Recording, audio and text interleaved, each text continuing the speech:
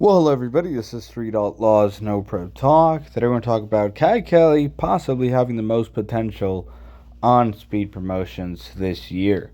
Now, before I go directly to our photo owners, please subscribe and comment and stay tuned for a lot more videos coming all about the Street Outlaws, No Prep Gangs Raceries, and all the other Street Outlaw shows. So, we know that Kye Kelley has the fastest No Prep Kings car ever, period.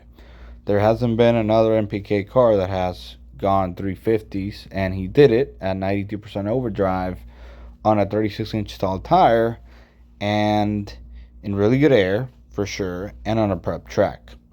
And he also has one of the lightest cars. So I believe he ran at 2,646 pounds, something like that, at the Pro Mod events. So he can get very light, and he has the supercharged combination that makes the most power, because he ran that at 92 over, and he can turn it up to 128 over, and you basically get 400 or 500 more horsepower. Or if the air is really bad, you can turn the blower up and you're going to make quite a bit more power. He doesn't necessarily need to run 128 over on a no prep track, but he has the ability to turn it up if the air or the conditions are really bad, and basically compensate for lost boost by turning the blower up and spinning it faster.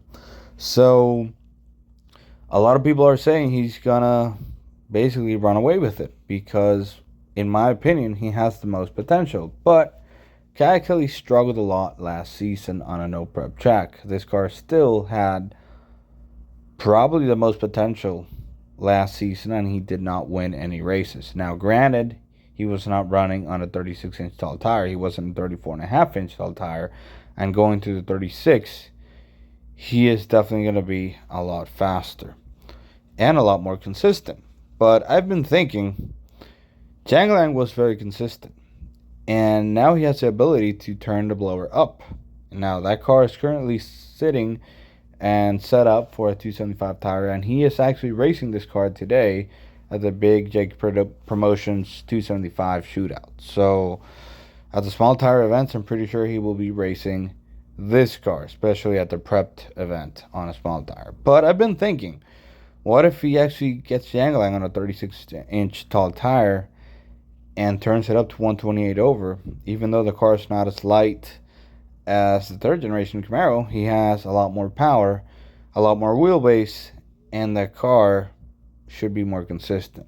So that's something I've been thinking. But there's no doubt in my mind that car-wise, the third gen Camaro Can't Get Right has the most potential, in my opinion, out of anybody else on NPK. Even though the Pro Charger cars are putting lockups and nitrous on them, that's just adding a lot more variables to the tunability of the car, in my opinion. Now, Kye just needs to turn it up, and he has a lightweight car.